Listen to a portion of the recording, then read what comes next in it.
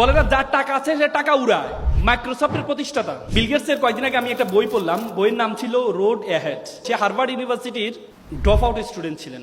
সে তার বই একটা গল্প লিখেছে। তার মা ছিল মেরি ম্যাক্সওয়েল গেটস।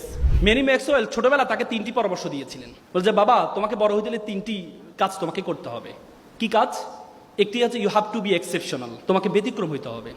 দ্বিতীয় হচ্ছে বিং ড্রিভার, ড্রিম বিগার, তোমার স্বপ্ন হবে অনেক বড়। তৃতীয় হচ্ছে রিড লটস অফ বুকস, প্রচুর বই পড়তে হবে।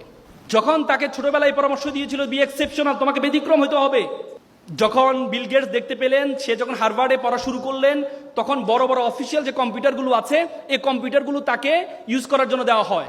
অফিসিয়াল কাজে ব্যবহার হতো তখন কম্পিউটার। তখন বিল গেটস চিন্তা করলো, আমি অফিসিয়াল কাজে কম্পিউটার না, আমি এমন একটা মাইক্রো কম্পিউটার আবিষ্কার করব যেটা ঘরে বসে এটা ইউজ করা যায়। বিল গেটস ইউনিভার্সিটি ক্লাসে যাওয়া বন্ধ করে দেয়। পরবর্তীতে বিল গেটস 4 বছরের মাথায় যখন মিনি কম্পিউটার জনক বলা হয়, মিনি কম্পিউটার আবিষ্কার করলেন, তখন তার বন্ধুরা পড়াশোনা শেষ করে এসে তার মাইক্রোসফটে এসে জব করা শুরু করেছে। বি এক্সেপশনাল, ব্যতিক্রম হইতে হবে। তোমাদেরকে আমি বলবো না পড়াশোনা বাদ দিয়ে শুরু করো, সেটা বলবো না। মনে রাখবা, জিকে বলা হয় আগে বলতো জেনারেল নলেজের যোগ, এখন জিকের কোনো ভ্যালু নেই। এখন এসকে স্পেশাল নলেজ লাগবে তোমার। তোমাকে এমন একটা গুণ মেক শিওর করতে হবে যে গুণটা 10 জন থেকে তোমাকে পার্থক্য করে দিবে।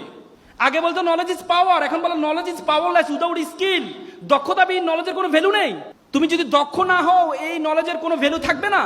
তোমাকে এমন একটা দক্ষতা অর্জন করতে হবে। বিলিভ অর নট, বিশ্ববিদ্যালয় জীবনে যতটুকু পড়েছি, একটা শব্দ, একটা ওয়ার্ড কাজে আসে নাই। ক্যারিয়ারে একটা শব্দ কাজে আসে নাই। কাজে আসছে কি? ঢাকা বিশ্ববিদ্যালয় ডিবেটিং সোসাইটিতে ডিবেট করেছিলাম, বিভিন্ন সোশ্যাল অর্গানাইজেশনের সাথে যুক্ত ছিলাম, কমিউনিকেশন স্কিল ছিল, অনেকের সাথে পরিচয় হয়েছিলাম, শত শত মানুষের সাথে পরিচয় হয়েছিলাম। এটা কাজে আসছে সবচেয়ে বেশি। এই জন্য তোমাদেরকে বললো, তোমাদেরকে সবচেয়ে গুরুত্বপূর্ণ দক্ষতাগুলো অর্জন করতে হবে ফার্স্ট ইয়ার থেকে।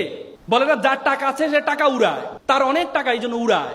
আর যার সময় আছে সে সময় উড়ায়। তোমাদের সবচেয়ে বেশি আছে হচ্ছে তোমাদের সময়, আর তোমরা সেটাকে উড়াও, টাকার মতো উড়াও। তাহলে কখনো বড় হতে পারবা না।